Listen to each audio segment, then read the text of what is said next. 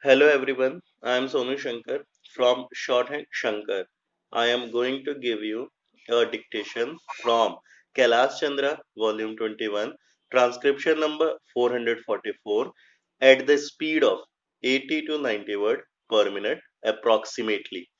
Be ready, 5 seconds.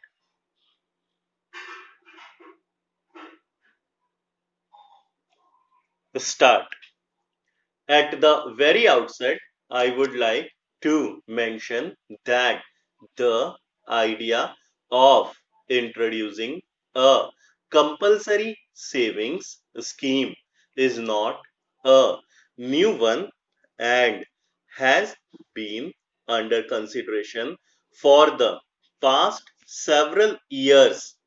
In fact, as early as in 1998-1999, the National Development Council had expressed a view in its favor. We are also trying to secure the cooperation of trade unions and employers for its introduction. As a result, however, of the situation created by the emergency and the paramount need for finding additional resources to meet the growing cost of development and defense, the government came to the conclusion that it was no longer possible to rely on the proceeds of taxation and voluntary savings alone, and that introduction of some element of compulsory savings was unavoidable.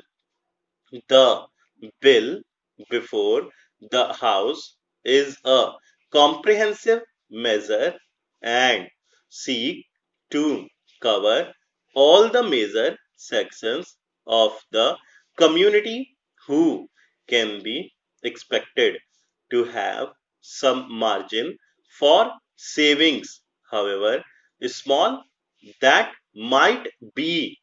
It cannot be denied that compulsory savings would impose some hardship, particularly on the lower income groups. No one would have been happier than ourselves if we had the means of eliminating these groups from the scope of compulsory savings. But in our country, by far the major portion of the population is poor, and unless the poorer sections are also made to save, we cannot hope to build the country's future prosperity. The opinion of the Attorney General on the constitutional validity of the bill has already been laid on the table of this House. Honorable members may have also seen reports of the discussions in the other House, which have since been circulated to them.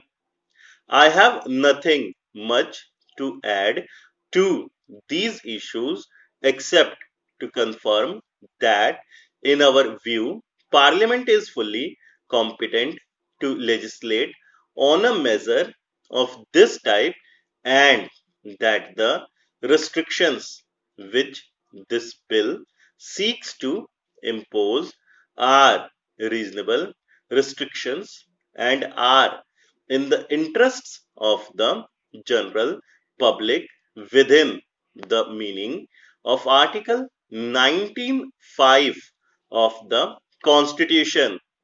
Government are taking powers to provide for suitable reductions or exemptions wherever they may be justified to ensure that the bill does not impose any undue hardship. The scheme to be drawn up will be laid before Parliament, and honourable members would have full opportunity to suggest whatever modifications that they consider necessary. Considerable opposition has been voiced in regard to the inclusion of persons liable to the payment of land revenue in the scheme of compulsory savings.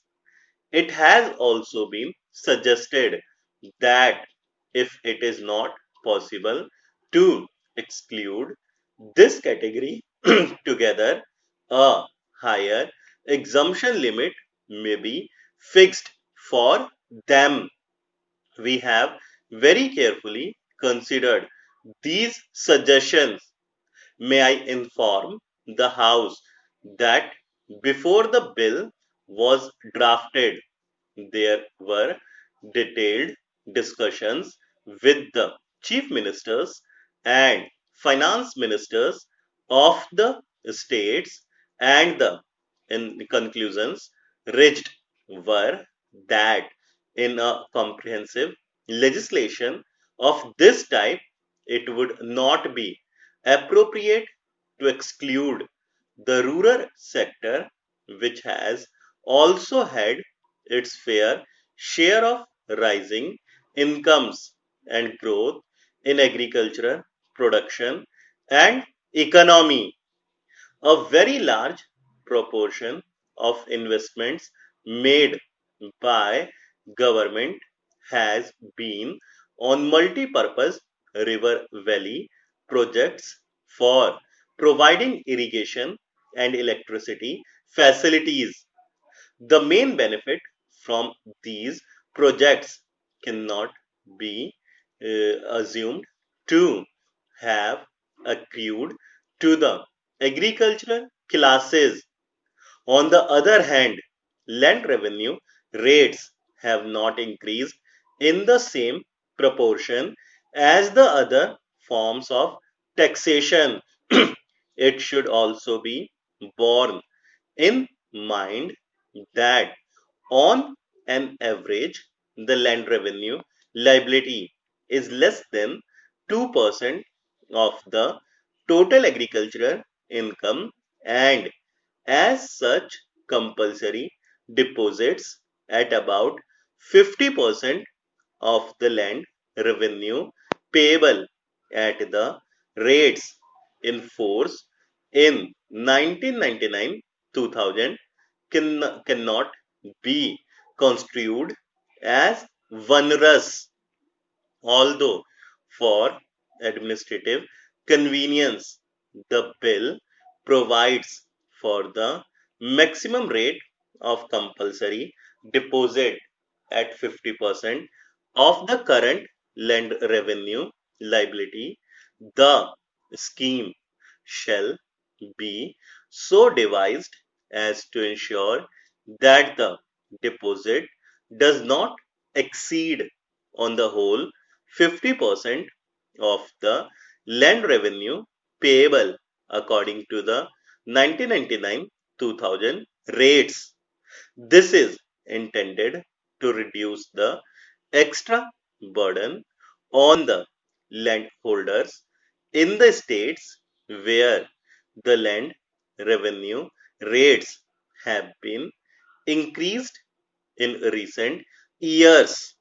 Nevertheless, with a view to removing the hardship on small landholders, we have agreed to exempt those small landholders whose land revenue liability is less than rupees 5,000 per annum by making necessary provision in the scheme to be drawn up.